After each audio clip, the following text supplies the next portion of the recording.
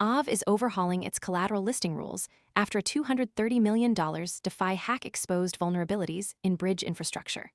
The incident involved KelpDAO's rsETH token, where attackers minted 116,500 unbacked rsETH through a LayerZero bridge failure.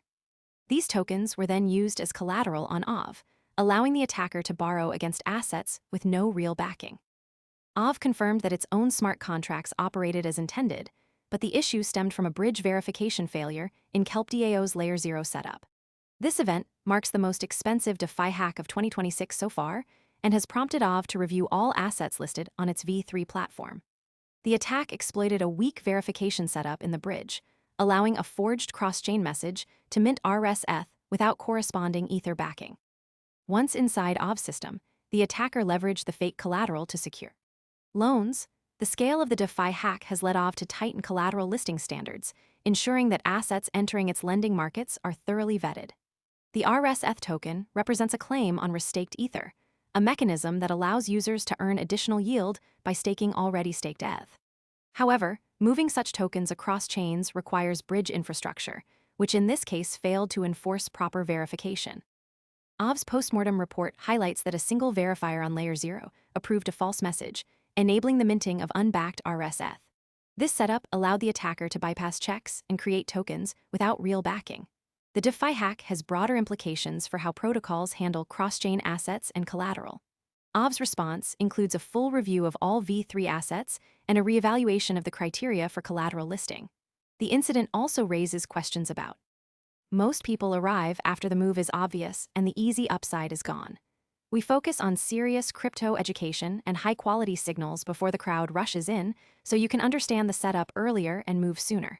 If you want that edge, visit the link below now. The security of restaked assets and the reliability of bridge infrastructure. While Aave's contracts functioned as designed, the attack demonstrates that vulnerabilities can exist beyond a protocol's own codebase. The DeFi hack has pushed the industry to consider how to better secure cross-chain transactions and collateral verification processes. Aave's move signals a shift toward more robust collateral standards, which could influence other DeFi protocols to follow suit. The next signal to watch is whether other protocols will adopt similar collateral review measures in response to this DeFi hack. As the market absorbs the impact of the $230 million exploit, the focus will be on how effectively protocols can address bridge-related risks. The DeFi hack has also sparked discussions about the role of restaking and the need for stronger verification mechanisms in cross-chain operations. Aave's actions reflect a growing awareness of the interconnected risks in the DeFi ecosystem. The incident serves as a wake-up call for protocols that rely on external infrastructure like bridges and restaking mechanisms.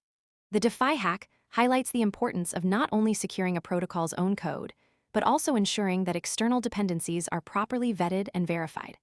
Aave's response is a concrete example of how protocols can adapt to emerging threats in the DeFi space.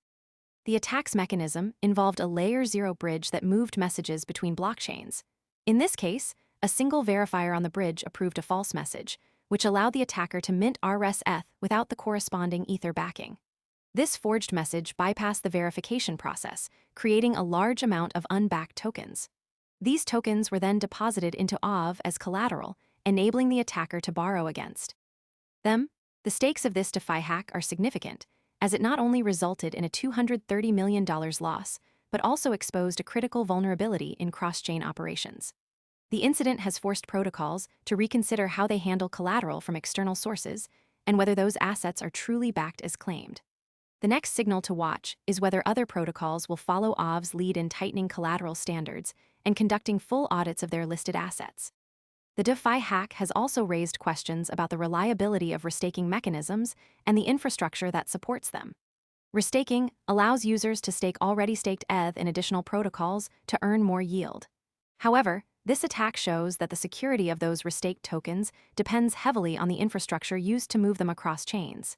In this case, the bridge infrastructure failed. Most people arrive after the move is obvious and the easy upside is gone. We focus on serious crypto education and high-quality signals before the crowd rushes in, so you can understand the setup earlier and move sooner. If you want that edge, visit the link below now. To properly verify the authenticity of the cross-chain message, leading to the creation of fake rsETH. Aave's postmortem report details how the attacker exploited this weakness in the bridge setup, which allowed them to mint unbacked tokens and use them as collateral. This event has prompted Aave to review all assets listed on V3 and tighten the standards used before collateral enters its lending markets. The DeFi hack has also sparked broader conversations about the need for stronger verification mechanisms in cross-chain operations. As the DeFi ecosystem continues to evolve, protocols must be vigilant in ensuring that not only their own code is secure, but also the external infrastructure they rely on. Aave's response to this DeFi hack is a clear example of how protocols can adapt to emerging threats and strengthen their systems to prevent future exploits.